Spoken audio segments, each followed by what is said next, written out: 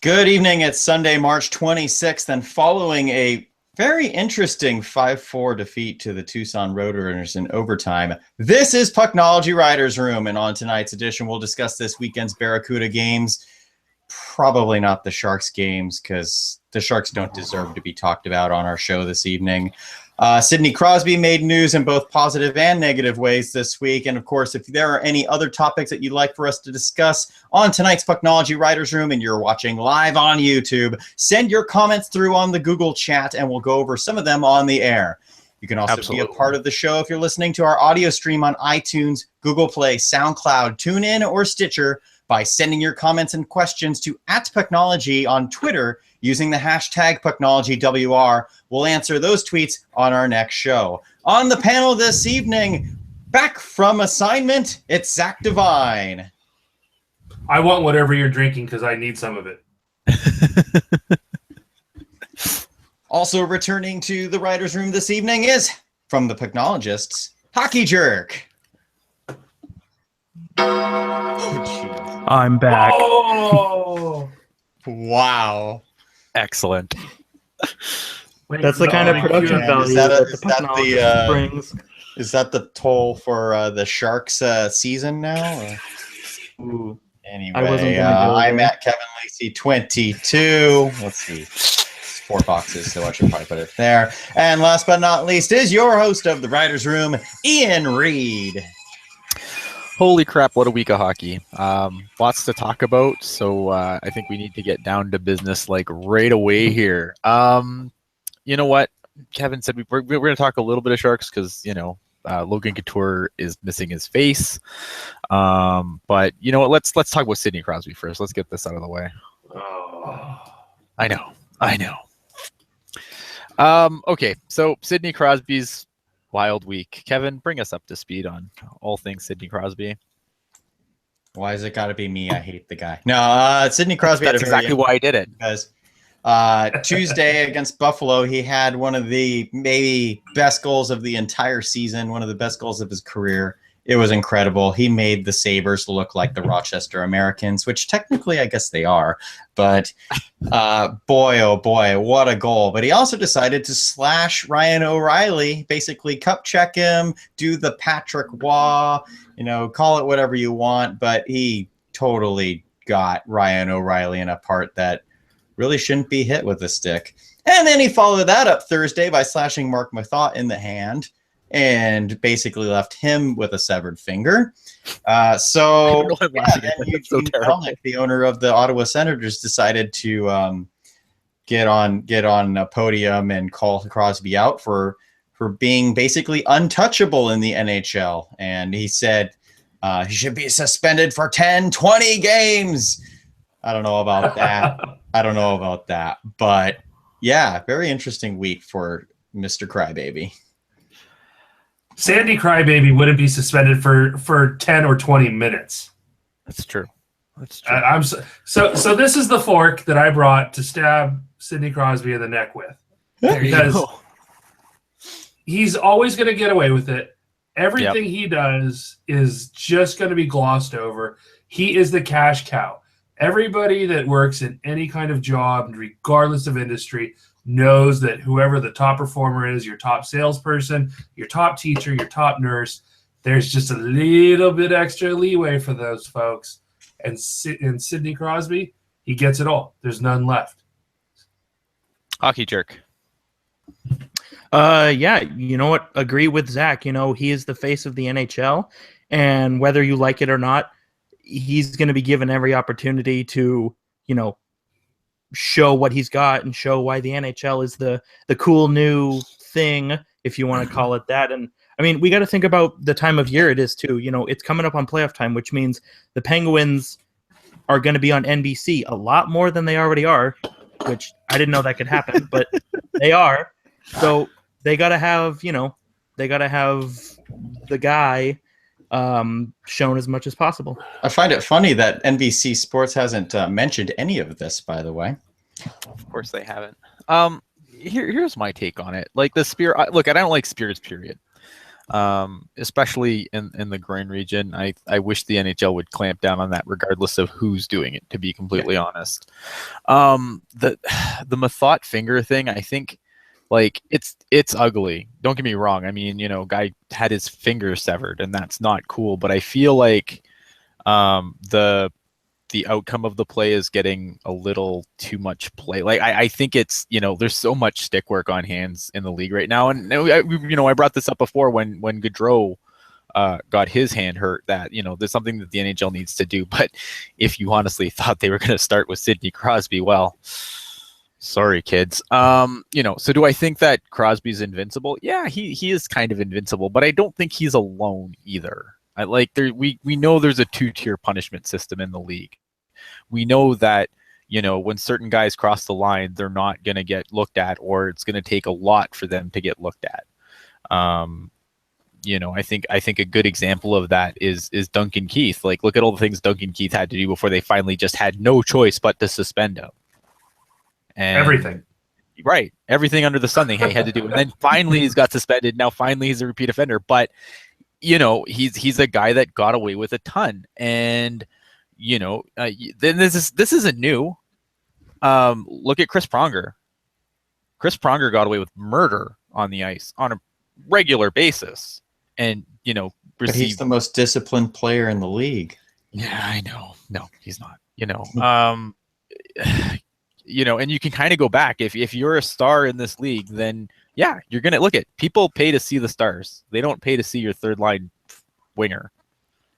So yeah, they're going to want to keep their stars on the ice. It's still, I think it's drifting away, but the NHL is still a gate driven league. So, yeah, he gets special treatment, but he's not alone. And if you expect otherwise, I mean, I understand why you would expect otherwise, but it is what it is. Yeah. It doesn't, I don't get as upset about it as maybe I should, because I've watched this game long enough that I accept where we're at, and I accept that there's a 2-tier punishment system, and a guy like Michael Haley is going to get probably 2-3 games, whereas another person, if that was someone else, I'm trying to think of a name of someone who might punch someone in the face.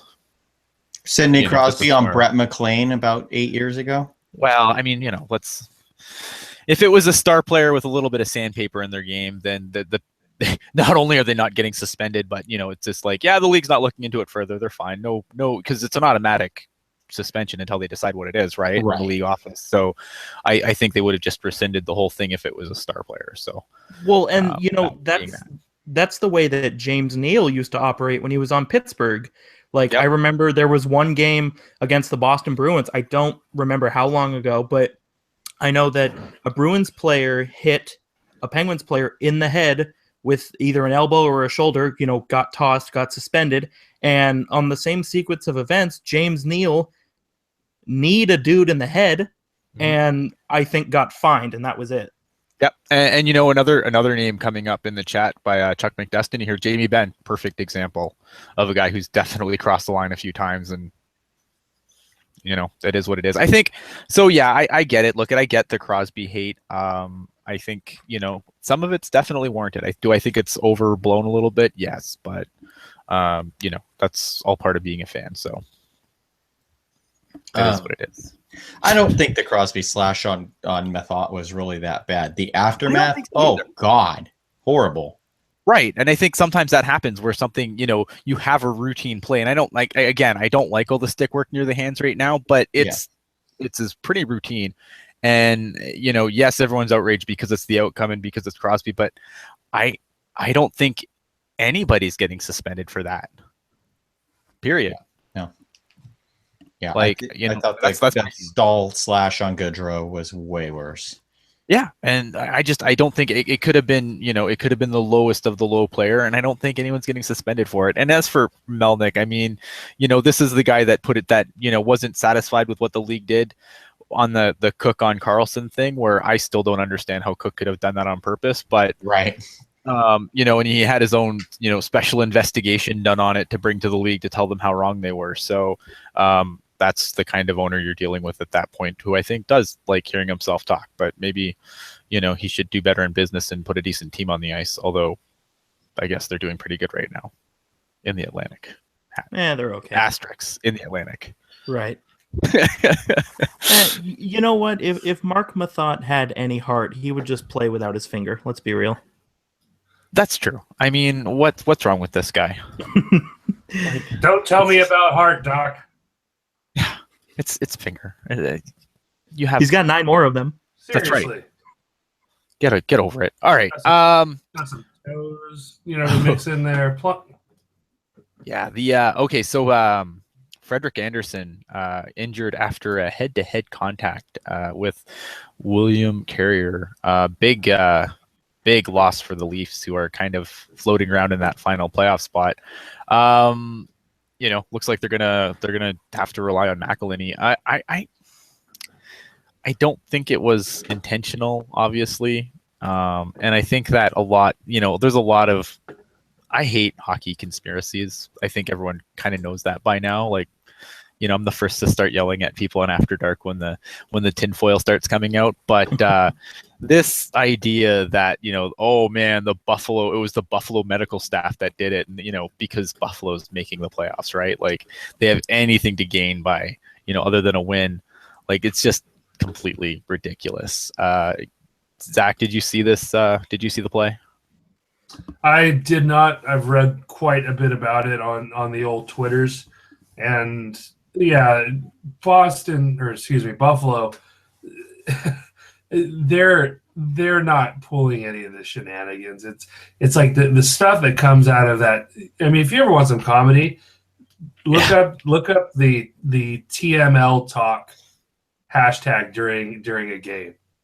Yes. And some of that, it's like, I understand homerism, but that's just I don't know. It's entertaining. Everyone should check it out next time you have nothing to do during a Leafs game. But they're sunk. Frederick Anderson, he's been huge, and I know Curtis has had a nice little run there since coming over. But if they qualify, they're not going to do much anyway. So I agree. It's kind of 6 in one hand, half dozen in the other. You'd like to have your best showing while you're at the dance. Yep. But it won't last many songs. No. I mean, I don't know. Kevin, go ahead. Not Kevin. The Anderson play, it looked like Carrier just got knocked down and slid right into him, and I didn't think it was much of anything. In fact, Mike Babcock didn't even know that Anderson was injured until the trainer came up to him during first intermission and said, "Yeah, he can't go." Wait, Ian, you do the Babcock. Give me a. Oh, really? I'm all clogged up right now. I don't know if I'd do a good one. Oh, really? Hockey jerk doesn't mean Babcock. I didn't even know that Freddie was down, but it's okay. Curtis is going to come in. He's going to do some good things for us, and we're going to make the playoffs. All right. That wasn't all right. Yeah, that works. Because I was going to say it took like 3 times before the trainer told him he can't go for him to really understand that he couldn't go. Right. But yeah, Toronto, they got rid of Jonas Enroth earlier this season, and McElhinney, I was actually surprised that he has a .923 save percentage or something like that with the Leafs, because he's a serviceable NHL backup, but nothing more than that. I don't think the Maple Leafs were going far in the playoffs this year anyway, so but that definitely hurts if Anderson can't go, because I think he's the unsung hero over that team even more than Matthews, Marner, and Nylander. Nylander, yeah. What do you think, Mr. Jerk? It's a huge blow for them, considering, the big three, if you want to call them that, Matthews, Marner, and Nylander, if they quiet down, they're going to have to rely on Freddie Anderson. And now they don't have that luxury because he went down. So it's going to take a lot for them to rally. I mean, McElhinney's obviously been given a tall order here, and it just, Anderson's shoulders are only so wide. It's going to be a team effort if they want to keep the ship afloat. Yeah. No, I think if I had anything to try and I kind of tweeted this out yesterday. It's like, yeah, it sucks. Yeah, it's a kick in the groin, but this is just the beginning for this team. This isn't a one-off thing where it's like, oh, they're suddenly good for a season and they're going to drop off again. This team's going to start going places. It might not be to the Stanley Cup final anytime soon, but as much as it's crappy that this team could fall out of the playoff race, I still think that you have nothing but good things to look forward to, and I think that should help them sleep better at night, even if it's not immediately great. Yeah, and you bring up a really good point too. I didn't expect the Leafs to be as good as they were this year. I mean, they've already exceeded expectations by my books, and like you said, they can only get better from here. Their young guys are still young, right? And Toronto, I feel like in the last year has become a much more attractive market. You can go to a guy like Shattenkirk, hypothetically, of course, and say, "Hey, of course, we're on the up and up. Do you want to be our guy behind Morgan Riley? We'll pay you for it. We are going to be good." Not good enough for Steven Stamkos, apparently. Well, John Tavares is going to be UFA next year. So That's true. Start the Tavares watch. Yep. Just a quick thing here. Michael Haley, Pekka Rinne played his 500th game. I don't really want to get too deep into that. I just think it deserves mention. And then we got to talk about this Michael Haley thing, because everyone's talking about this Michael Haley thing. So, and let's kind of look at this game as a whole here, because I think Couture needs to be mentioned right now as well. So let's start with Couture. How screwed are we? Hockey Jerk, I'll start with you this time. Oh, we are very screwed. I mean, I'm a big believer of this, and I know Zach and I have had many conversations about this. Logan Couture is the best all-around player that this team has. You lose him, and the team takes a hit. I mean, Jumbo, as good as he's been for his age, can only do so much. Hurdle at center is still, we'll say, an experiment at best. And you don't know you don't know if you do have to move Marleau back to center. You don't know what the results for that'll be, because it's been a while since he's been back there on a full-time, basis. I don't know. Sure. Like, this go one of two ways. I could see the Sharks just totally take a hit and, that kind of be the end of it. Or we could maybe see what we saw last year, where they rally around it, like, Couture's our guy. We got to play for him so he can come back. I can see it go one of two ways, and I hope it's the latter, Yeah, I mean, for me, my big concern right now is that his face has gotten wired shut. That would be, to me, the worst possible outcome of this, other than, obviously, a concussion, which would be a bajillion times worse. But if you get your face, I don't know if anyone's ever broken their jaw, and I haven't personally, but I've known people who have had their faces wired shut, and the body mass that you start losing over the time of having your face wired shut is not fun, and it's definitely not something like, even obviously any contact is going to be excruciating for Couture at that point if he does play through it, which I assume he will. He's a gamer, but the body mass that he could lose as the rounds over rounds, if the Sharks somehow pull it out and go far, it's bad. Well, then it's a good thing he added that 25 pounds of muscle in the off season, right? Yeah. Zach, what are your thoughts on the Couture thing? What do you think the best case scenario is, worst case scenario? So here's some words that I've got for this. One is Vosk. One is lavabo. Another that we've got here is Vascour. Those are all the words that he'll be able to say with his mouth shut, wired. No, that's Danish, French, and Icelandic for sunk, which is what the Sharks are without Logan Couture. I agree. I hate to say it, but I completely agree. There's too much wrong with this team right now, in my opinion, to really compensate for losing Couture. Especially at this point. If this had happened in November, sure, great. You call up one of that would have been the time to call up and really expose a Danny O'Regan or Ryan Carpenter, in that fourth role. Now you're looking at it, you're 2 weeks left in the season. That's it. Starting tomorrow morning, there is 12 days left in the season, and Logan Couture has, at the very least, we'll call them substantial facial injuries. Yep.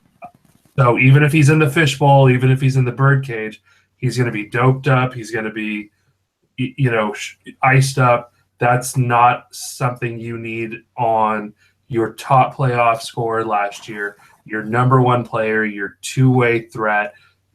Yeah. I mean, and he's literally dragged along Michael Bodker for half this season. The Sharks have a number of disappointments in the bottom nine of this roster. In Jannik Hansen is quickly adding his name there. You look, his possession numbers are below average. He's got 1 assist through 8 games. Bodker's done nothing. Secondary scoring's dried up. And now you take Logan Couture out. Mm-hmm. Yeah, I mean, look at your bottom six forwards. Your centers of your bottom six now is going to be, Tierney on the third pair and Haley as your fourth pair. You're done. Because this is the Sharks and that's what they're going to do. We all know it. We could say call up Carpenter, call up O'Regan. Those would be the intelligent things to do. But this is the Sharks, and once Haley's done being suspended, they'll just plug him in as the fourth line center because Sharks got a Shark. And I'm still, I know I get a lot of flack for this. I'm still not entirely convinced Hurdle is a center. In the previous game against the Predators, when things started getting dicey, they moved Hurdle back up to the Joe's line. Yeah. And that's where he has played his best hockey as a San Jose Shark. And then, okay, so let's say you've got to solve the top line because Hansen's not cutting it. Right. Couture's out, so that means you elevate who then to go to the second Marleau line? to center. You Maybe make Marleau your second line center, maybe. That's kind of what I was thinking. Maybe if they get really desperate, you could throw either a Carlson or a Donskoy back up there with the Joes. Yeah. But Hurdle has been effective with that line. That is true, but I feel like at this point, we almost kind of need Hurdle to thrive at center just to get us through this Couture injury. This is my concern with Hurdle at this point. Is that if Hurdle can't, if Hurdle's not a center at this point, I think it's why I'm so resistant to the idea that this, Hurdle the center is never going to be a good thing. If Hurdle can't thrive at center and he's just a guy that can score on Joe Thornton's wing, then we're screwed. That makes the future to me look so bleak. I like a lot of guys in the Barracuda this year. I like LeBanc. I think with work, Timo Meier is going to be fine. He just needs the work. I like Danny O'Regan. But look at Joe Thornton isn't going to play forever. And this season we've already seen. I know. Shocking news. Joe Thornton's not going to play forever. Breaking news. We interrupted tonight's program for your breaking news. Joe Thornton's not going to play forever. Eventually, this team is going to have an answer for what happens when Joe Thornton's no longer there, because that's going to be a gaping hole in the lineup. Yes, Joe Thornton has regressed this year, but at least he's still there. And he's still, I don't think people realize how much of the, how much he still does, even if he's regressing, which is going to happen with age. So, to me, if Hurdle's not a center, we're in trouble. We're in serious trouble. Kevin, you haven't said anything forever. Speak, boy, speak. I got nothing to talk about with the Sharks right now. Like I said, they don't deserve to be talked about. All right. Well, that's fair. But here we go. Pucknology.net, because Felix Chow has written an article about the Sharks losing their killer instinct, and I believe Drew Weber has an article coming out tomorrow. So check out Pucknology.net. Drew Weber, I thought we fired that guy. I tried. He just got rehired behind my back. What? Christine asks, who's the new Jumbo League? We don't have one. no one has a new Jumbo. Like Jumbo is I won't say he's generational, but he's damn elite. And you know, you just don't. Jumbo You think he's Joe is a generational? generational Yeah, talent. Jumbo is generational. Yes, I agree. He is the best passer of his generation. Yeah, that's true. Full stop. Yeah, full stop. No, you know what? I will agree there. You don't replace generational or even elite talent like that. You just don't. At that point, if the Sharks really do have no answer for the inevitable, you're either going to have to embrace the tank and try and get an asset that way, or pay out the butt for a potential big ticket free agent. And as we've seen before, that doesn't go well. Yeah, I would consider Marleau elite for AO in the chat, and Marleau is elite on contract years only of late. I don't want to get too far more into this Shark stuff, but I will add, just because it was added in the chat and I meant to bring it up, is that Dell got nominated for the Masterton, which I think is nice considering the long, windy, interesting road that he took to get to the San Jose Sharks. And I mean the Masterton's one of those weird trophies where it's like, if you don't have a huge personal tragedy or something, who do you nominate? So I mean, Aaron Dell, in my opinion, is the best possible player you could put up for the award at this point for the Sharks. Any thoughts on Dell for Masterton? Kevin, you want to talk about Dell for Masterton? Yeah, Aaron Dell's had a heck of a career moving up from the CHL, to the E to the A. Great nomination. What do you think, Zach? Are you down with the Masterton nod? Yeah, I can certainly get behind it. I think that there's other. What I'd honestly really like to see is Craig Cunningham win it. Yeah, he's spent some time in the NHL. He's been a story that the entire hockey community has rallied around. With all due respect to Aaron Dell, he's done a great job coming, all the way from the Calgary Canucks in the Alberta Junior Hockey League all the way to 18 games in the NHL. That's fantastic. But it's for dedication and perseverance, right? Yep. And so he's the only Shark that immediately comes to mind. Exactly. So it's a good nod. Hockey Jerk. You know what? I think he was the best choice. I mean, his road to the NHL, as we've all said, it's a long one. He performed well in the ECHL, came to the Barracuda, dragged them into the playoffs last year. That's right. And he's come in this year, and I don't miss Alex Stalock or James Reimer. I think Aaron Dell's a fantastic backup, and I think for all the crap he's gotten alone this year about how he's not an NHL backup, I think that should be enough for him to get the nominee. And then when you factor in his road to the NHL, it just adds on even more.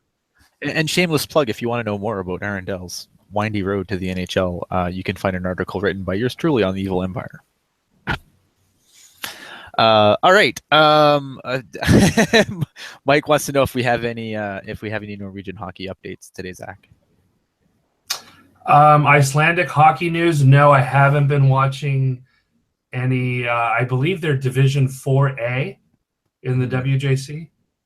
Iceland is. I can't remember if they made it into Group 3. They were up for it. Yeah, but Norway, no. I've been completely swamped with Barracuda, NCAA, WHL playoffs starting. So we'll have to talk about the Ovsgard. How do you say Ovsgard Oilers? Yes. Is Yeah. that anyway? No. Yeah. Well, we were not prepared for that question. Sorry. No, it's all right. We're running. We're playing it by the seat of our pants today. It's true. Another quick general hockey news before we move on. It looks like the men's team could boycott the World Championships this spring in solidarity with the women's team. The U.S. national. Yes, the U.S. national men's team. Quick thoughts. Hockey jerk. I think it's the right thing to do. There's a hashtag going around, and obviously it's a big deal. I mean, it's 2017. Women should be paid the same as men. That's the simple version, And I think they have every right to boycott. And honestly, I think it's good that the men's team is sticking with them. I think it shows how important the matter is. Yeah.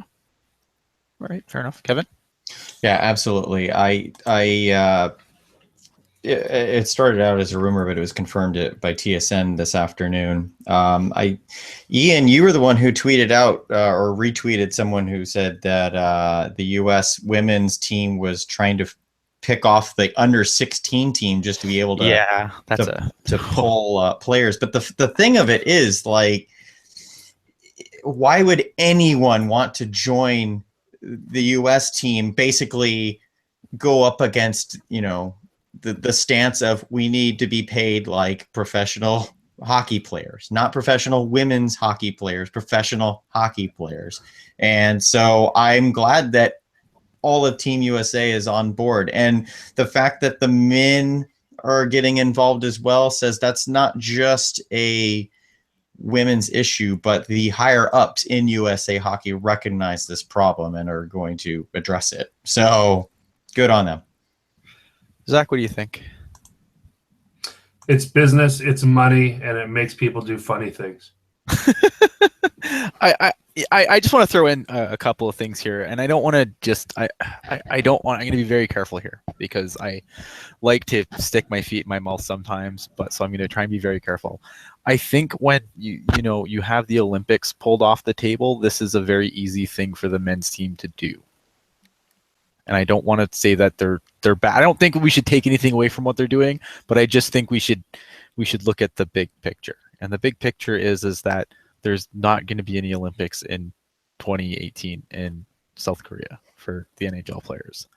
And so I think when for the men, it's an easy thing to do because there's no repercussions for them. At the end of the day, they're still millionaires, and they have, Team USA has no leverage on them because they can't be like, well, we like bringing terrible teams to the Olympics, so we'll leave you at home.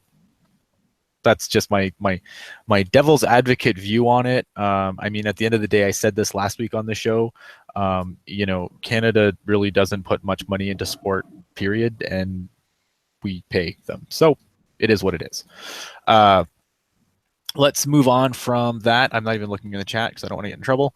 Hey, Frozen 4. Something that I like because you can usually find, Frozen 4 games on TV.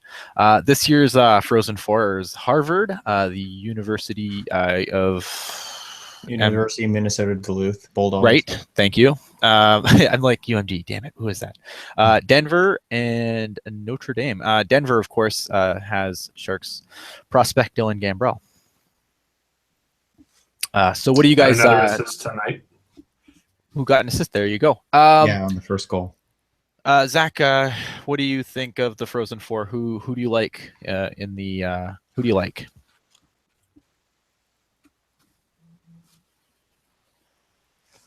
Do you like anyone? I like hockey. I like hockey too. Hockey's Kevin, fun. who do you like? Well, it's nice. We're at this part of the year. We've talked about this for the last few weeks about how college hockey is really hard to watch because of the fact that it's just not available for us to watch. So it's nice that we're at this point of the year where we can actually see some college hockey on TV for a change.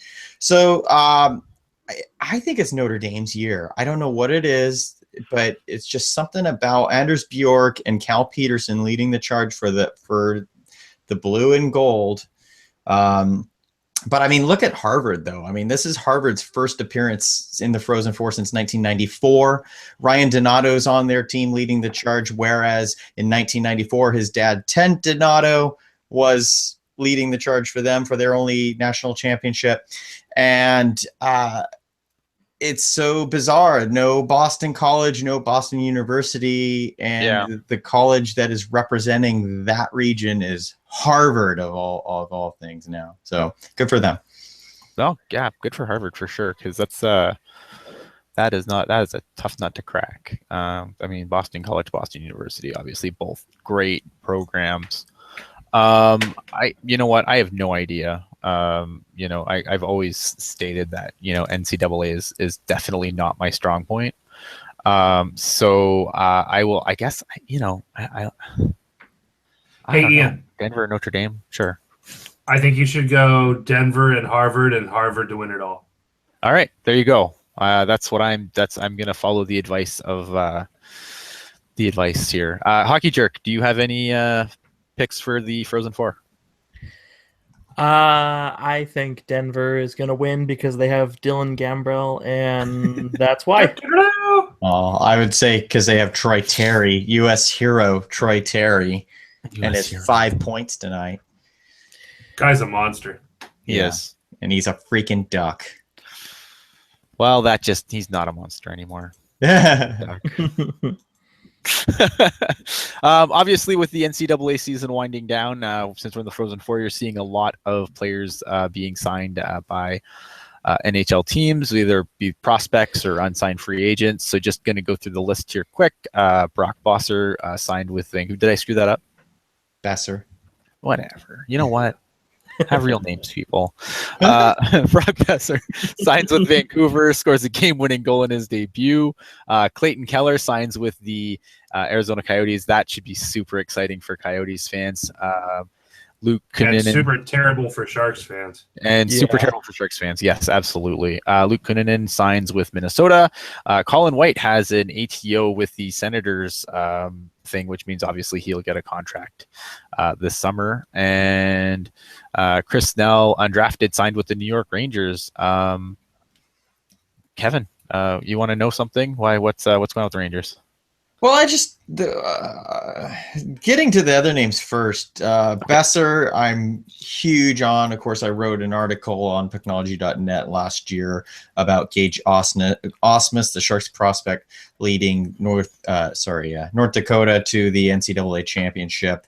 Unfortunately for the Fighting Hawks, I think they're called now, not the Fighting Sioux. They really just faltered big time. They lost a lot of key players after last year, and now they're losing Brock Boeser. They might be losing Tyson Jost as well. So stay tuned for that. Those are two dynamite players. And then, like you already mentioned, Keller, just another fantastic prospect for the Coyotes. But the Chris Nell signing was weird to me just because, like, the Rangers have Henrik Lundqvist. Now, mind you, he's no spring check-in. That's true. But I mean, I feel like every offseason, the Rangers keep piling on all of these goaltenders into their farm system. They basically are like 6-7 goalies, for 2 NHL spots and 2 AHL spots. And it's very weird to me. Like, you have a team like Vegas who has one player on the roster. One player, not just the roster, the organization. Chris Nell, what are you doing? Go sign with them. Well, I mean, they're probably losing Antti Ranta in the expansion draft. I think that would be I think a team would take a good hard look at him. Yeah, it might be Vegas. Well, that's what I mean. Yeah, Vegas. I think Vegas is going to take a hard look at Antti Ranta in the expansion draft. So I think that's something. Yes, fantastic prospects for the Coyotes is definitely a theme. Their prospect pool is great. They just need to be a little more patient with it than they were to start the season. And then Tyson Jost is leaving UND. Right. Yeah. UND could not beat Colorado right now, even with Brock Boeser. There's some crazy going on. For those of you listening on our audio streams, that's in response to Turpinese in the Google chat. I love the Google chat. This is the greatest. Hockey Jerk, any thoughts on any of these guys? I mean, Brock Boeser improved very, very early on in his NHL career. I want to see where that goes. And Vancouver is Vancouver, and they are awful, and burn it down every other hour. But I when you have some good pieces coming in, I generally am interested to see what you do with them. Yeah. So I kind of want to see where the Canucks go with this. I mean, they got Besser, Goldobin, Jake Virtanen if he decides to figure it out. And then, a handful of good defensemen as well. And then obviously Clayton Keller, who, correct me if I'm wrong, Zach, was listed as the best non-NHL hockey player a couple weeks ago. Depending on who you talk to, pretty much unanimously, he's top 5, no matter who you talk to. And anybody that follows prospects worth their salt has him top 5. Yeah, so it'll be curious to see what he can do in the desert. As my good friend AJ will tell you, I am a diehard Coyotes fan from day one, baby. We're winning the cup next year. No, we're not. So yeah, I want to see what they do with all those young guys they have out there in the desert. Now, Zach, we talked about this on Writers Room last week, where the Sharks signed Tim Clifton, and he has now played 2 games with the Barracuda. And I'm curious to know your thoughts at how he's looked. He was a college pickup for the Sharks.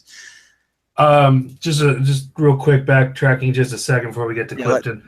Zach, backtrack. Tage Thompson also signed with the St. Louis Blues, so the West. I don't know how we missed that. He's a player that I was really bullish on. Was a steal at the bottom of the first round. Yep. Monster with a great release, great shot. Edge work still needs help, but he'll get there. He's playing with the Chicago Wolves right now in the AHL. Also, Charlie McAvoy is likely signing with the Bruins. So look for that to happen in the next 48 to 72 hours. He's part of BU. Huge.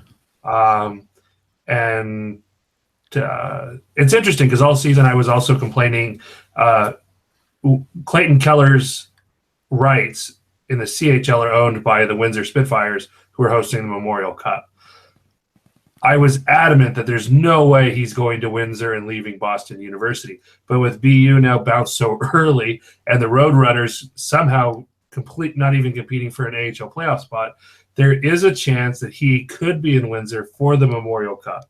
So I might have to eat my words on that, which means he would have played in the NCAA, World Juniors, likely the NHL, maybe the AHL, and the CHL all in 1 year. Oh, my goodness. So that'd be crazy. Anyway, Tim Clifton, depth centerman, playing 4th-line minutes tonight. Looks out of place. He's been playing in somebody else's system all season. He's been airdropped into the number 1 team in the AHL based on a really strong system that everyone sticks to. Nobody panics. And so when you don't know it, you panic, and he looks the part. His skating is okay. It's tough to get a good read on his offensive output or potentiality for it when you're skating with Alex Gallant and Alex Schoenborn, or John Martin. These are bottom pairing AHL players. He's wearing lucky number 45, as many have for the Barracuda this year. Yeah. Is Noah Rod gonna wear? Yeah. They're gonna have to come up with a new lucky number that everyone gets to wear. And it was 29 before Stortini took it. So so we'll have to see what they do with him Rowops number 98. Yeah. Oh, yeah. Realistically, Clifton is going to be a depth player for the San Jose organization. I think if he tops out into a John McCarthy-esque type player, I think that would be phenomenal. Just looking, I don't watch a lot of NCAA, but you look at his NHLE, you look at, where he's played, how he's played, what he's done, how consistently he's done it. There's not a whole heck of a lot there. As far as projections, late bloomers happened. and he certainly could be one. But it's going to be a really rough last couple weeks or months of the season for him as he transitions from NCAA to top tier AHL playoffs. That's going to be an eye-opening experience, and it's good for him and Rode. Yeah, Rode's coming over once he gets his visa issues broken out, or taken care of. He's going to get a chance to finally reunite the Swedish Mafia from last year's WJC. Now the whole Swedish Mafia is in San Jose, which I'm surprised. Yeah, I don't know about the rest of you guys. No, I'm definitely surprised. I mean, I didn't expect. And I did my prospect rankings. One of the things that I said was like he's got some interesting things about him, but Swiss Mafia, is he ever coming? Did I say Swiss or Swedish? You might have said Swedish, but that's okay. We're allowed. Swiss Mafia. That's what I meant. Yes, we totally meant the Swiss Mafia. Anyway, Clifton. My early thoughts on Clifton, they kind of echo what Zach said. Obviously gets dropped into a new system at peak time of year where everything's kind of just clicking. I mean, you looked at how the Barracuda played the third period tonight, and that's hard to just jump right into and know what you're doing. But the one thing about Clifton, man, is so many Twitter mentions about how much people liked him in his college play. So I mean, that's I like that. Obviously, I agree with Zach. I don't think that there's an NHL player here, but stranger things have happened. But it sounds like a guy who's going to be great for the Barracuda for however long he's here. And what more can you ask for than that, really? Hockey Jerk, did you have anything on Clifton before we move on to Road? I'm going to be totally honest. I didn't actually know that Tim Clifton made it to the Barracuda. I thought he was still in some kind of limbo, but I'm hoping, schedule will free up. I'll get to catch more Barracuda games and I can see what he has. Fair enough. Kevin, any thoughts on Noah Road coming over? Since we kind of touched on both. Noah Road, no, because unfortunately I saw far less European hockey this year than I have for the last many years. But Noah Road did miss half of the NLA season. I don't know if Genève even made the playoffs this year. I think they were bounced quickly. So what's up? I think they were bounced in the first round. Yeah, okay, that would sound likely. But Noah Road had a contract through, I believe, 2022. Correct. With Genève Servette. So it's nice to see that he's got this 3-year entry-level deal. And then by him joining the Barracuda this week per Le Matin on an amateur tryout, he won't have to forego his first year of eligibility on his entry-level contract because he's a 20-year-old. Right. So Rhodes here for a while, or at least until they decide to assign him to Switzerland or something. Well, let's hope that doesn't happen. I was going to say he has the European what is it? European assignment clause. Yeah, in his contract. So that's. I'm not surprised because he had the same out clause with his Swiss contract. So. Yeah, so I don't know. Zach, do you think he's actually here, or is this a guy who, we're just going to burn an entry level contract and he's going to go back? Like, where do you see Noah Road fitting in? I think it's going to be really difficult for him. He's not the most offensively gifted player. He works hard. He's got a good bit of sand, especially for a Euro. Plays a pretty hard, heavy game. It's going to be difficult. I think without him making the leap. He signed that big contract in the NLA to stay there pretty much it was a 5-year deal, if I remember correctly. Yeah, 6, I think. Yeah. 5-year extension, no less. 5-year extension. Okay, that's where I got the 6 from. because pretty much what's going to happen is he's going to be coming over here once the NLA season ends, and it's one of the earlier seasons to end in Europe. I think it might be the first. Kevin, Kevin knows better than me. Yeah, he's already been reported as he's in San Jose right now. Yeah, no, he is. Yeah, right. But that's going to be the new springtime. It's going to be the Noah Road sighting. Yeah, like that's when normal fans will know. Oh, well, we're somewhere in the NLA playoff cycle, because he's going to have to go back. He's going to go back to the NLA. He's going to go back to the big ice surface. He's going to go back to, his old habits, his old coaches, his old systems. That's going to be a really tough thing for a player to be caught really between three different teams at any one time. Because either he sticks with the San Jose Sharks or he goes back to the NLA and then, I guess, has spring vacation with the San Jose Barracuda. Yeah, it's definitely an interesting situation. Yeah. I mean, I understand it, and I know, and this is the correct usage, the Swedish Hockey Federation, not the Swiss, maybe the Swiss too, I don't know. They were complaining that they felt that the NHL was poaching too many young players from the SHL, and they went out to the Board of Governors meeting, or the GM's meeting, just a couple weeks ago. So I think you're going to start seeing more of these European assignment clauses, and I think it's unfortunate. I think a lot of these young players need to make the jump, and I know I'm going long-winded here, and so everyone can start poking fun at me in the YouTube chat. But you look at even like a Marcus Sorensen or a Tim Heed or a Mantas Armalis. These are players that have played multiple years as professionals on the big ice surface, and it still took them time to really get comfortable here with a new system, a new culture.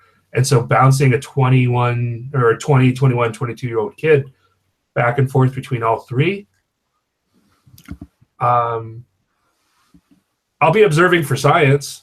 Yeah.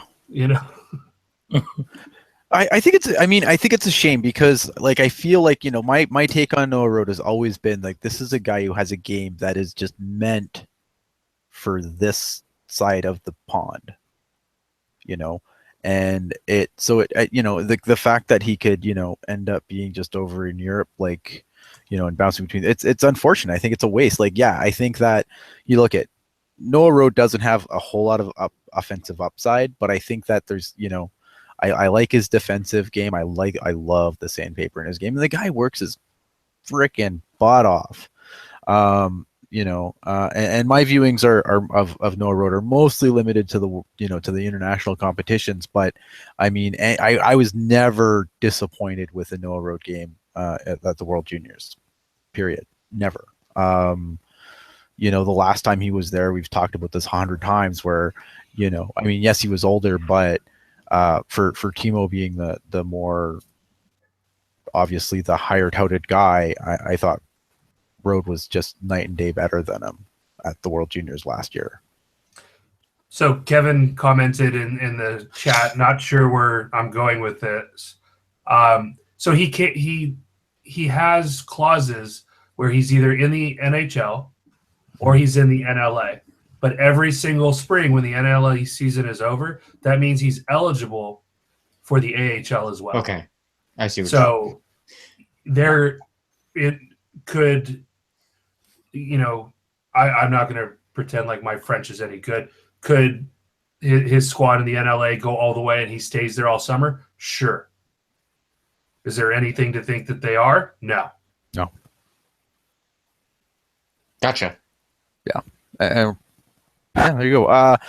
Any Hockey Jerker, you've been quiet for a while. I know I've kind of passed over you. Do you have any thoughts on Noah Road?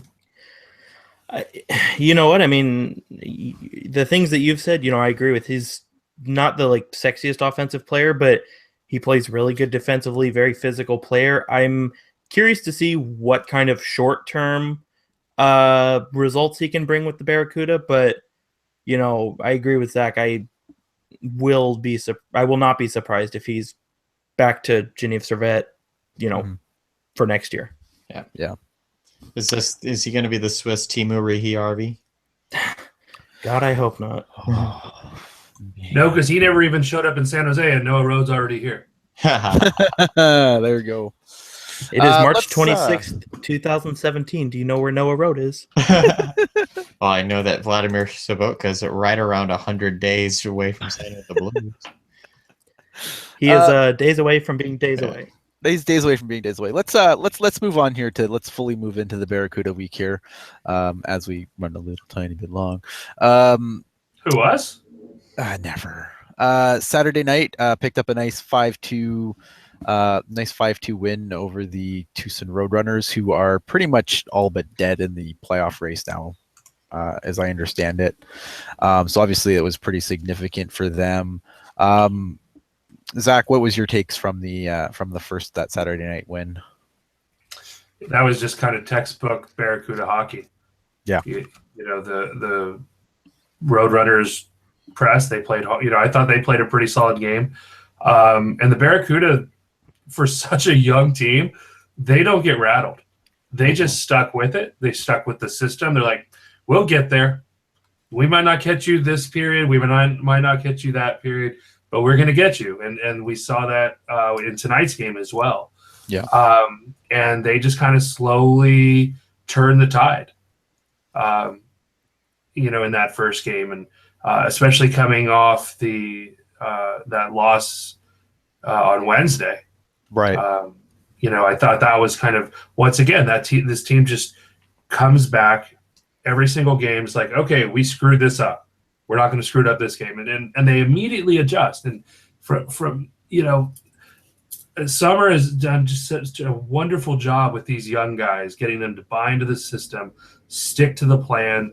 They all believe in each other. You talk to any of these guys after the game, they're all sharing credit. They're all, passing the praise around. It's just a fun team to watch. And there's certainly some concerns. I think other AHL teams are figuring out how to play them. And I thought Tucson did a really good job, actually in both games, giving themselves a chance to kind of stop Barracuda hockey.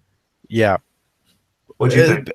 Yeah, I thought the Roadrunners, they're a depleted team right now. They've had so many guys. There's nothing left. NHL. There's nothing left. Like they're just, they've been stripped down to the bolts basically. But I thought, what really impressed me about the Roadrunners in both games was probably their goaltending. I thought Aiden Hill had a hell of a game Saturday night. And what's the other goal's name tonight?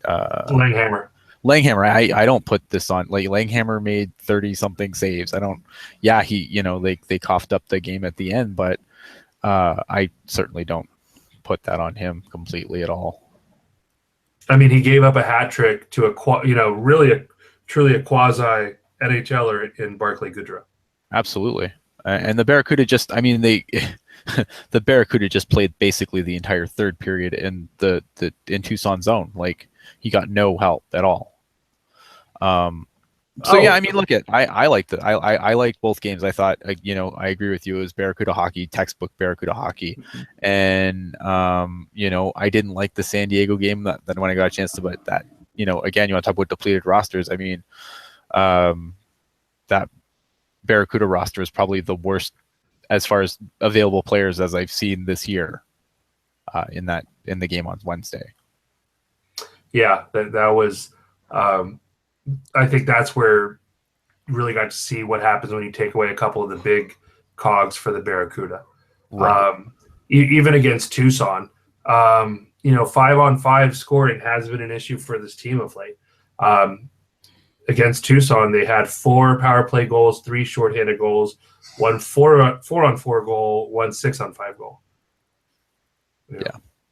That's a little concerning. That is a little concerning for sure. I mean, it's funny because if you're playing the Sharks, you take the penalty, you'll be fine.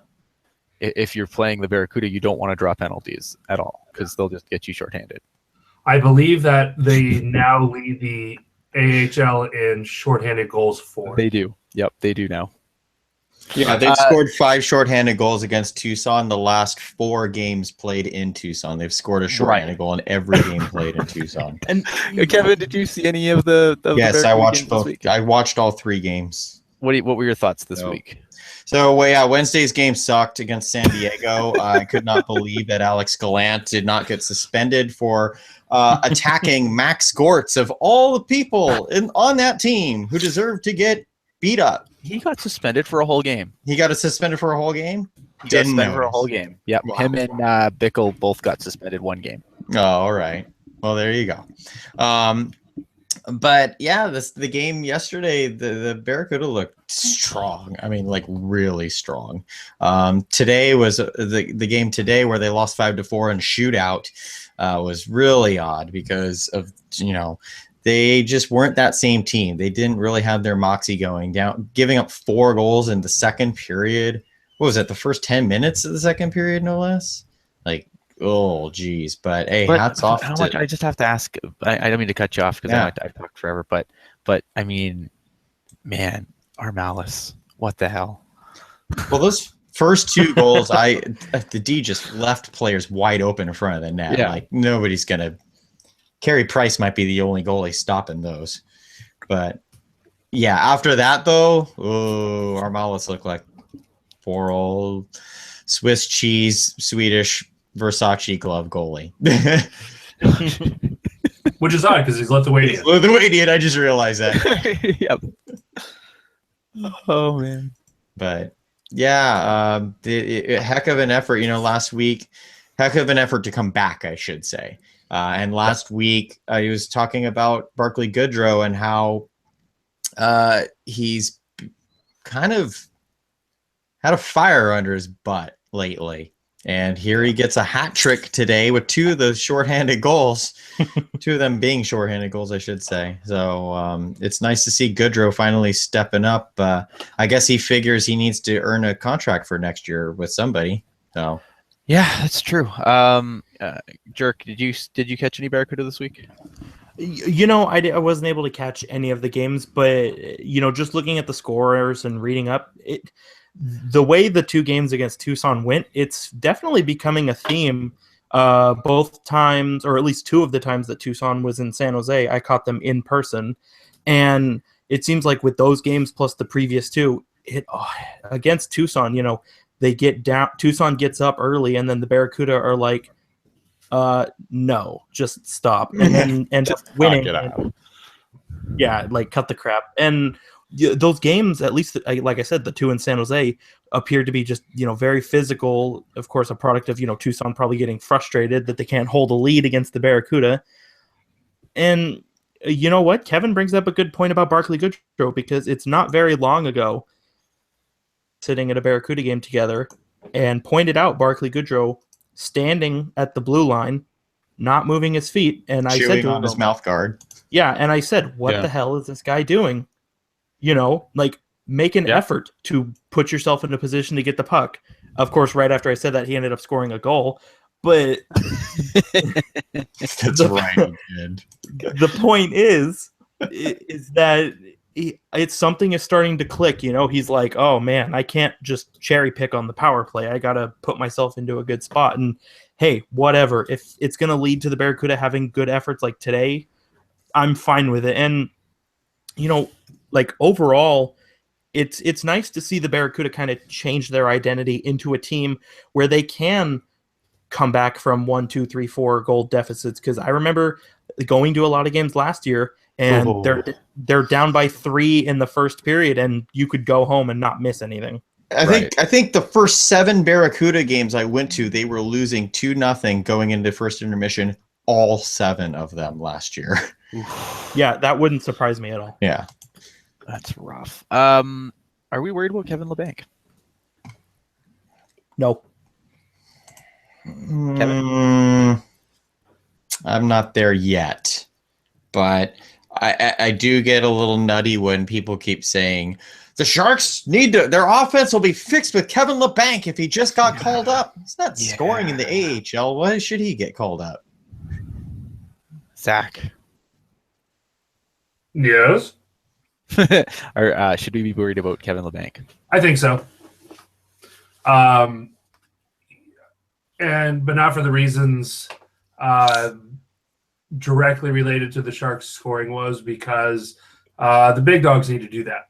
Yeah.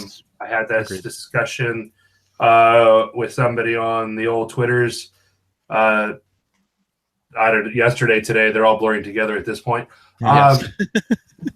But I've broken my secondary scoring drum, so now I have to beat on the big players need to be a big players drum. And Kevin Labanc is 20 years old. It is unreasonable to think that he's going to carry an NHL team's offense. Right. Period. I am slightly concerned with some of the habits and the play that I'm seeing at the AHL level. I'm not going to diagnose this. I don't have a white lab coat around here. I'm not going to diagnose this as a formal case of NHL-itis, but there's some symptoms that we're seeing. And some of the scouts that I've talked to that follow the West Coast teams, we're kind of mentioning that back and forth on little notes. So, we'll see. And I actually asked point blank to Coach Summer. I asked, do you need more out of O'Regan and Labanc? And he flat out said yes. And that was his answer, just yes. It's like, yeah, we need more from these guys. Next question. It's like, duh. Sometimes you got to ask those questions, right? You got to ask the like, hey, I just need you to say it. We both know it. Right. But I need you to say it so I can quote you on it. So you can quote you, and then it's just not just me saying, yeah, he needs to be better. Right. Like, what do you know? And remember, kids, I know nothing. That's always the disclaimer. This is a show. Look, do you see any blue check marks beside our names? We don't. Heck no, we threw those out. Ain't got time for that. We got time for that. I think my concern with Labanc, and it's something that I brought up many times, and I don't know if I'm right or wrong here. I agree on the NHL-itis thing. I think that he tries to do too much. He tries to, he's like, well, hell, I was in the NHL half the season. I'm better than all of y'all. So let me just pull out every possible deke in the, on the planet in one shootout attempt. I got dizzy watching that. So did I. I had to reach and just steady myself. There's a big part of me that just feels like, it's part NHL-itis and just part rookie wall, where I think he's, I think he's a little bit spent. I think he's frustrated.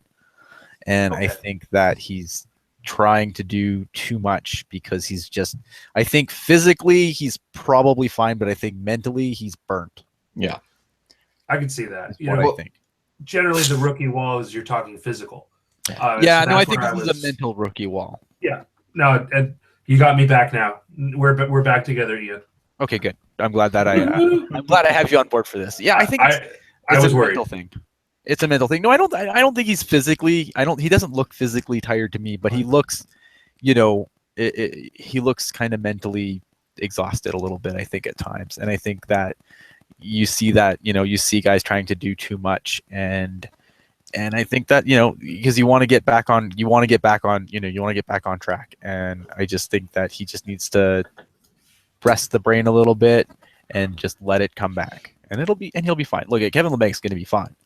Like I've written and said 100 times, everything he's done this season, positive, ahead of schedule. Yeah. Guy's awesome. Number one prospect in our system in my book. And Agreed. That's what same. And that's what I was going to say too, is if you recall going back to, training camp, nobody had Labanc, seeing a day in the NHL. And then he was here for half the season, and for a good chunk of time he was the leading scorer among players not named Marleau, Burns, Couture, Pavelski. So, and I think he still has more goals. Like, I think he has more points right now, not playing half the season, than Hurdle, Donskoy, Bodker, maybe even. No. Yeah, that exactly. And I don't want to jump out to say he, total bust and this is it for him, because I don't think that's the case. But you bring up a good point. I think he's mentally tired. It's one thing, you're the leading scorer in the OHL last year, and it's like, oh, I'm cool guy, I'm going to come into the NHL, no problem. And like you said, I think he's realizing that the schedule is a lot different, the competition is a lot different, and I think he just needs time to, get accustomed to the grind of it all. Right. Yeah, that's normal for young guys. Exactly, and that's the most important thing for anyone in the chat, anyone listening on, the audio. That's the important thing to take from this. Don't stress, because this is normal for a guy his age. And that's why I'm not worried about him yet. No. Going back to your question of, am I worried about him? Not yet, but if this continues into next year, if he sophomore slumps, then I'll be a little concerned for sure. But I know a lot of people, want, him called back up, and I get it. Look, I get it. I get that, we're the crazy ones that watch all the Barracuda games, and we're, obviously judging by the attendance, we're not the norm. I think that's fair to say.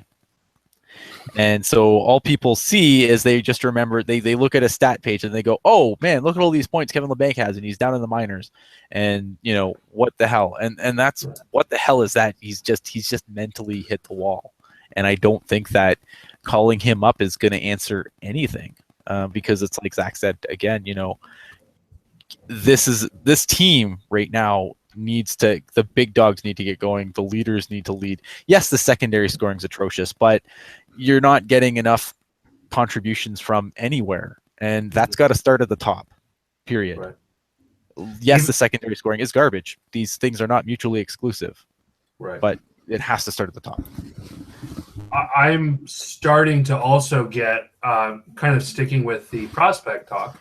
I think Timo Meier is not being properly developed at the NHL level, playing the minutes he's playing the style that he's playing. DeBoer came out flat out and said he needs to be better with the puck. His shot selection looks like a guy that played in the queue. It's almost like somebody, a number of people on a particular YouTube channel have said this. I might have heard it once or twice. 3 times max, but not more than 4 or 5. Just every show we've done. Just every day, right? Exactly. And so you look at what the Sharks' problems are. Is this Mirko Mueller version 2.0? Oh God, I hope not. I think that the tools are there. The tools were there with Mirko too, but I don't. Man. Because Timo Meier now has 6 points in 29 games, and you guys are right. Kevin LeBanc is still 11th on the team in scoring. He has more points than Hertl, Tierney, Schlemko, Donskoy, Braun, Dylan, Timo. Yeah. And that's about it for as far as and Martin Jones, who has no points. Well, Martin Jones, get your crap slacker. Together. Seriously. I know. Jonas Gustafsson scored for the Bakersfield Condors. Why can't you help us? Yeah, Jones. Jeez Louise. Yeah. I was going to mention that at the end that Jonas Gustafsson scored, but he didn't really score. Oh, well, you know what? It's in the record books. Story of my life. Yeah. No, he didn't. Oh. He didn't Nabokov it into the empty net. Well, he didn't even touch the puck. That's the funny thing. He was the last Condor to touch the puck. He was not, though. He never touched the puck. That's what the scoring people said. The last player to touch the puck was a defenseman who blocked a shot about 12 feet in front of him. But sure, let's just give out goalie goals, because what the hey, hashtag QStats. Alternative goals. If you can score in the queue, can you score in real life? I don't know. That's an existential question. That is. There's some players that definitely have. Yeah. I remember, some guy we talked about at the top of the show has quite a bevy of goals. Yeah. That's a good question, Jerk. I'm going to meditate on that and get back to you. Yeah, that is a good question. Can they call up a player to replace a suspended player? No, they cannot. They lose that roster spot. But if Couture is not playing, obviously they have to call somebody up. Who do you even what do you even do if you're the Sharks at this point? And we'll end on this because I don't even know what they should do as far as call-ups or anything, because it's just everything's awful. At this point, if you're trying to look for some kind of spark, what's to stop you from throwing either a Carpenter or an O'Regan into the deep end and just saying, show us what you got? Because O'Regan, I like O'Regan, but I mean, the fact remains that when O'Regan played his last game, he didn't see the ice in the third period. So obviously Peter DePore doesn't have that much faith in him. That's fair. But I don't know. Like I said, at this point, you should leave no stone unturned, you know? Is it time to call up Gallant? Gallant's got to get signed to an NHL contract. He's the key to the missing or the glaring hole on the Joes line. Well, didn't they put Jody Shelley on that line at one point? But Chuck McDestiny in the chat, a lot of stuff in the chat we need to catch up on. But Yeah, okay. Chuck McDestiny in the chat asking about Kevin Fitzgerald if he's injured. I don't know. I don't know. Yes, he was. Oh, that's no good. I'm not sure if he's back. I don't speak French, so I only pretty much watch Halifax games when they come through. But it was a shoulder for Fitzgerald and a knee for Waugh. And I believe both of them were season enders. Both those players, though, lose their CHL eligibility next year, so they will be with the Allen Americans or the San Jose Barracuda. I like Fitzgerald. I think it's going to be interesting. I mean, that's going to be a clogged blue line next year. It's going to, maybe. Maybe. Depends what happens with Eden. And there's a lot of decisions. Joachim Ryan, Patrick McNally, Mirko Mueller, they're all RFAs. Tim Heed's a UFA. Mm-hmm. Dan Kelly's a UFA. So would you really miss Dan Kelly, though? Discount Roman Polak. I would. All right, that's fair. Because you look, there's still, and here it comes. I still believe that there are roles for certain players. And Dan I agree. Kelly plays the Michael Haley role for the Barracuda. He knows what his job is. He does it well. He does it without complaining, and he does it probably better than anyone else could. You know, when he's paired with Jacob Middleton, even Dan Kelly knows I get the puck to Jacob Middleton, who gets the puck out of the zone. So, you know, he has no illusions of what his role is, and he's doing a fine job on it. He's been a steady, tough presence back there. I think that's fair. I just wonder if it's like when you have guys like Gallant and Stortini, are we not a little bit in overkill land now? Gallant is not an everyday player, let's be honest. For sure. No. Stortini was acquired. Right. Yep. So, but that's a fair point. Flip side of that, Stortini and Buddy Robinson are both UFAs. Both UFAs. Although I think if they don't bring back Robinson, I'm going to be angry. I don't think they bring back Robinson, though. I think that'd be disappointing because Haluka, Chartier, and Robinson have been the best Barracuda line for the last 2 weeks. Agreed. And I think Robinson has been fantastic. But when the Sharks acquired him, I thought, here is our annual AHL pickup that we could re-sign and won't, because it happens every year. Every year. Yep. Let's wrap this up because Chuck McDestiny, odds Heed remains a Shark. Here's the problem with Tim Heed. Tim Heed's a UFA next year, the UFA this summer. So if you sign him, this magic voodoo crap where he somehow has avoided waivers this year, that's gone for sure. Absolutely gone for reals this time.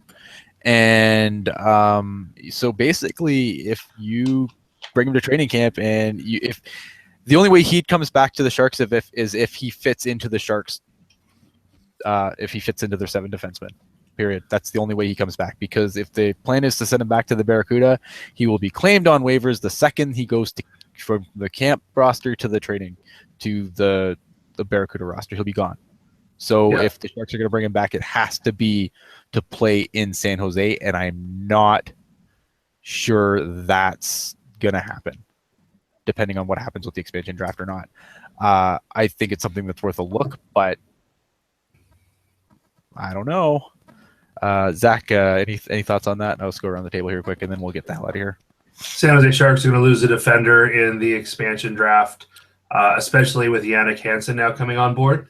Yep. I believe that moves them back to a 7-3-1 protection slot. So I think that some combination of Braun, DeMello, Schlemko, Dylan, maybe Mirko Mueller is gone. So does that open the door for Tim Heed to become the new Dylan DeMello? I think it might. It could. I mean, what's DeMello's contract status? He signed through next year. And he's a similar player to a Tim Heed. He's a right-handed bottom six defender that plays solid, plays smart, and plays a power play. So do you bring another one of those up in a Tim Heed for a similar $650, $750, a year contract? I think one way or another, Tim Heed will be in the NHL next year. I'm not sure if it will be with the Sharks. I feel that Joachim Ryan is more of a jack of all trades to carry as a seventh defender. That's not a knock on Tim Heed. No. It's that I think Tim Heed might have better opportunities elsewhere, i.e. Vegas, i.e. running a power play out in the desert. Yeah. Hockey Jerk. You know what? Honestly, the player I have Vegas picking up is Dylan DeMello. He's got a nice contract. He's proven at the NHL level. I think it makes the most sense. You could look at a Dylan or a Schlemko, but the contracts that they're both on just create too many questions. I don't think Dylan's contract is as awful as people say it is. It's not like it's not so steal. Like I don't look at that contract and say, oh man, Vegas isn't touching that. Right. But I still think DeMello is the most logical option. And, when you factor that in, if Tim Heed is cool with being a seventh defenseman, I don't see why he's not the Sharks' seventh defenseman next year. But then as Zach alluded to, he could easily be a sixth defenseman on another NHL team. And I feel like there would be more incentive to follow that route. Right. Kev. I think Tim Heed could be a sixth defenseman on the Sharks. I'm not, or at least for a shot at it. But we'll see what happens with Heed. I would take him over Dylan DeMello. My personal opinion is that Vegas takes Chris Tierney in the expansion draft. I think the Sharks will broker a deal so that they don't take a defenseman, and considering that Vegas will need help up front no matter what level it is, I think Tierney's the guy to go. I think that the defense remains intact and he has to find himself on another team. Kevin, I got a question for you. Does it matter that Chris Tierney is a pending RFA? No. You can expose. The only thing you can't. I don't think one, it would be stupid, and two, you cannot take an unrestricted free agent in the expansion draft. Right. I knew it. You can talk to them before it happens, and then if you sign a deal, then that's their pick from the team. But if once that window passes, you can't just pick and why would you pick a UFA? You're just being stupid at that point. Right, and I knew there was a thing with UFAs, but I didn't know about RFAs. No, RFAs are totally cool because they're RFAs. They're controlled, so they don't have any say in them. And they allow cost certainty for Vegas moving forward as well, or greater cost certainty. My opinion, bridge. Right. I mean, my opinion is for Chris Tierney. I mean, I've fallen out of love with Tierney this season. As it's gone on, and I personally, my opinion is I don't see why a guy like Daniel Regan can't be sitting in that spot developing in the NHL rather than Chris Tierney, who's just taking up space at this point. Agreed. I think because down in the AHL level, Daniel Regan is playing monster minutes in every variety, where Chris Tierney is playing 11 minutes for Peter DeBoer in a sheltered Well, I mean, capacity. you could even bring up you could even go with a guy like Ryan Carpenter. I don't know if is Carpenter back next year? Or is he UFA this summer? Carpy is. That's a great question. I'm gonna look right now because I don't actually know that either. I don't. I Yeah, think I don't know that. I feel like he's a UFA though. I feel like he is too. I believe he is because he's 26. Yeah. So he's turning 26. So Carpenter. I mean, Carpenter guy. Maybe you bring him back and put him in that role. Yeah. God, please don't be Michael Haley. I don't think that I was once really high on Tierney, but right now I think that you can replace him with any marginal NHL talent. And with that, guys, tell everyone where they can find you. I'll start with you, Hockey Jerk, our wonderful guest tonight. Thank you for coming on. Of course. Thank you guys for having me. You can follow me on Twitter at hockey_jerk. We released the latest episode of The Pucknologist a couple days ago. So check that out if you haven't already. And other than that, have a good night. Mr. Kevin Lacey. An update on the Vegas Golden Knights farm affiliation for next season. The Chicago Wolves will be the AHL affiliate of the Vegas Golden Knights next year. It is all but announced. I still don't know what's going on with the Blues because the Blues will not be affiliated with the Wolves, and I've been trying to hear back from Kurt Price on that. But the Chicago Wolves will be the affiliate of the Golden Knights next year. So no more Reno, no Sacramento, Fresno, whatever, guys. I'm at Kevin Lacey 22. You can follow me on Twitter and Instagram and all that jazz. I'll be back on the Writers Room here in a few weeks. Until then, ta-ta. Mr. Zach Devine. I bring absolutely nothing to the table. Whatever you do not follow me at ZAKKTHEBEAR. If you do, you'll be forced to read all of my typos on tweets and point out all the corrections to me. So don't do it. Save both of us. I am at I Read Pucknology. Ian Reed, of course. You can find me doing all kinds of podcasty stuff here on Pucknology. You can also find me writing for the Evil Empire. Other than that, it's been fun, and thanks for everyone for watching and hanging out. And yeah, we'll see you guys when we see you next, which should be next week, I think, but you never know. All right, have a good one, guys. Good night.